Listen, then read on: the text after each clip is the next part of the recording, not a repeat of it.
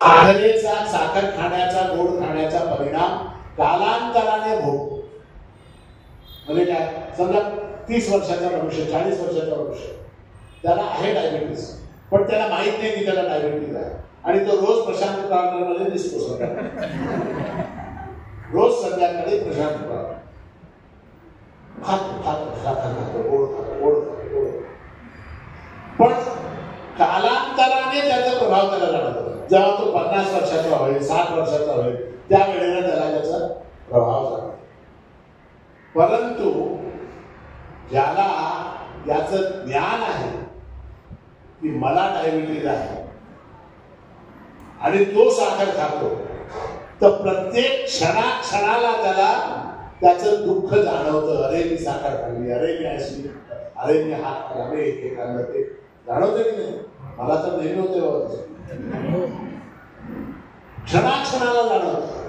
त्याला म्हणतात नित्यवैरी.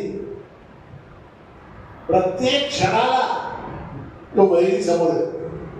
कोणाला? ज्ञानीला.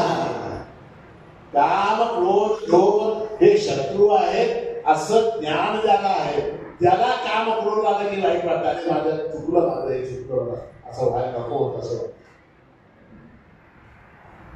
म्हणून भगवान काय म्हणतात की ज्ञानम आवृतम.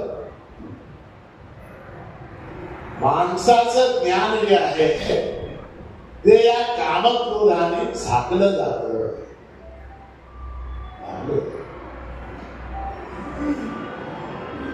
काय झाकलं जातं? काय झाकायचं म्हणजे काय? कशाचं ज्ञान?